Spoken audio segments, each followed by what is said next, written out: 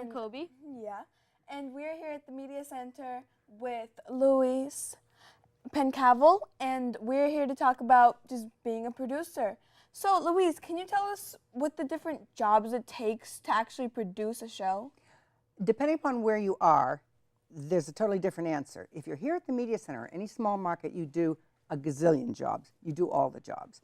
So you can do the research and planning, which means just sitting at your computer and reading things. It means going out and interviewing people. You can do the shooting, which means arranging for the shoot, going out on location. Quite often at the Media Center, it means you're the person with the camera, so you're actually doing the shooting. Quite often you're shooting and interviewing at the same time. So you're doing all the on-camera interviewing and then the editing.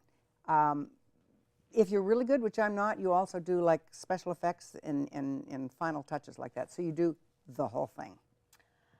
Why would it be different depending on where you are? When you're somewhere else, do other people do the different jobs? Yeah, that's a really good question. Because I've worked in bigger markets, and the bigger the market, the smaller your role. So if you're in a bigger market, especially if it's a union station, another person has to shoot it, another person has to edit it, and so forth. And as producer, all you can do is oversee them. You have a writer and this and that. What's kind of cool about being at a smaller station is that you can do all that yourself. That's cool. So you talked about all these different jobs. What's the best part for you of being a producer? You know, I keep asking myself that, and I don't know the answer yet. I think the best thing is that they're all there, and so there's an infinite variety. So I don't think I would want to do any one of those over and over and over again. I really like the conceptualizing, the planning, what are we going to do with this? What are we going to make of this story? How are we going to make it cool? How are we going to communicate what we have to communicate? But then it's really fun meeting people and getting out on location when you're shooting, because you are there and then the camera's rolling and there's a little bit of kind of, buzz about that. So that's kind of nice. But then the editing, I can just sit for hours and the clock will just be ticking and I'll realize, oh my God, I've been in here for hours, because that's when you're putting it all together. And they're totally different. So I really like the variety. You sound like you really enjoy it, but it sounds like also a very hard job. Why would you decide to become a producer? Well, I would, for the reasons I've said, for all the things I like about it, that clearly outweighs the downside. Why I decided was totally by accident. I was in college and I was a drama major, which was great fun, but I didn't want to do that for a living. And my parents really wanted me to go to graduate school and get this thing over and done with. So I tried to find something I could commit to without committing, because I didn't want to close off my options. I didn't want to say, I'm going to do this, which means, oh, I can never do that, that, and that, and that for the rest of my life. So I remember looking through these books and seeing something that said at Stanford, communication. And I thought, wow, that sounds really vague. That's what I want to do. And so it turns out they had a program in film and broadcasting, which sounded kind of cool. And then I came and went through the program. And even then, I was kind of back and forth and back and forth. And that was really telling at the time, because when I look back, that was like I don't know if it's a red flag, a green flag, that was telling me that I really wanted a job with a lot of variety. And so fortunately, it just led me in what I think is the right direction. So you said that you don't want to have a lot of commitment, but producing a show, that's a lot of commitment. So what really inspires you to create these shows? No, that's a really good question. I think I am quite committed to the show.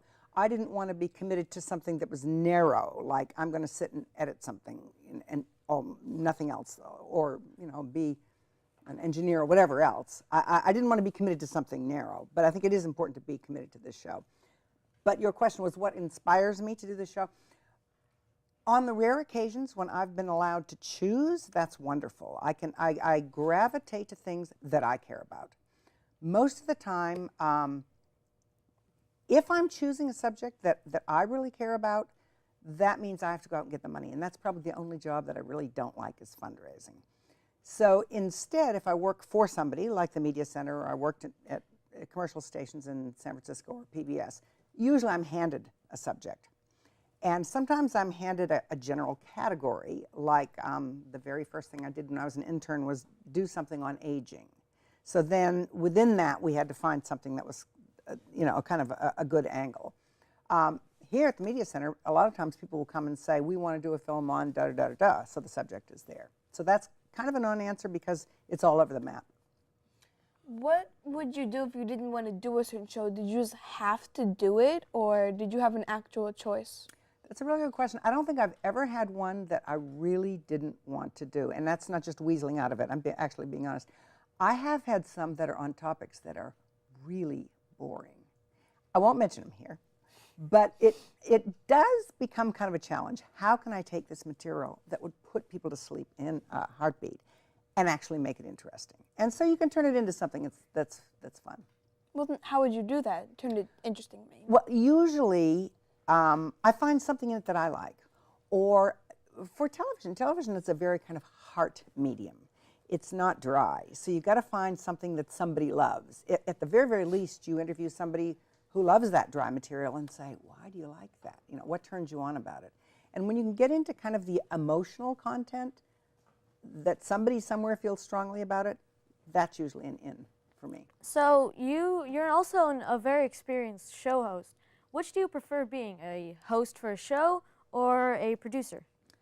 Do you know the book and movie Sophie's Choice? No.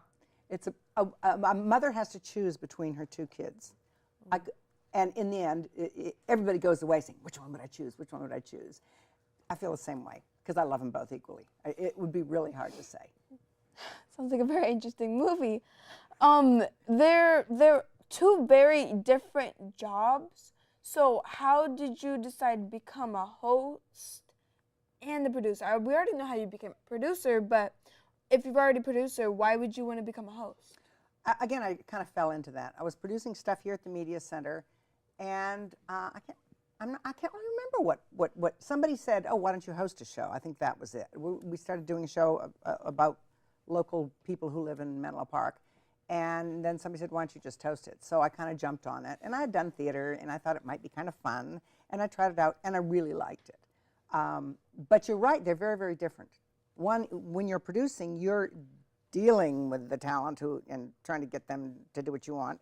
And then when you are hosting, you've got somebody else who's dealing with you that you have to please. So they're quite different. So how do you choose ideas and different people for a show that you produce? As I said, that varies a lot. When I did a series for years here, a series of interviews with people who live or work in this area. And I would just kind of read, talk to people, and whatever sounded interesting, I'd bring them on. But I also really like to do pre-interviews because some people can be, have very little to say, but be really engaging about the way they say it. And some people can have a lot to say, but can't really say it. So it's really important, I think, to screen people. Well, we're almost out of time, so for anyone that's watching that might want to be a producer or maybe in the future just does become a producer and they don't even know what it is like you did, do you have any advice? Well, obviously the Nike Just Do It is a good one. And you can do that because you have all these programs. Probably the best advice is to try all the little pieces because if you're a producer and you've never shot anything, actually if you're shooting something and you've never edited, if you're an editor and you've never interviewed, you're a little bit handicapped. If you know them all, you know what it's like to be in those shoes, that really helps. Okay, well, we're here with Louise Pencavel at the Media Center, and thank you for watching. Thank you. Goodbye. So, how did the interview go for you? I think it went quite well. What do you think?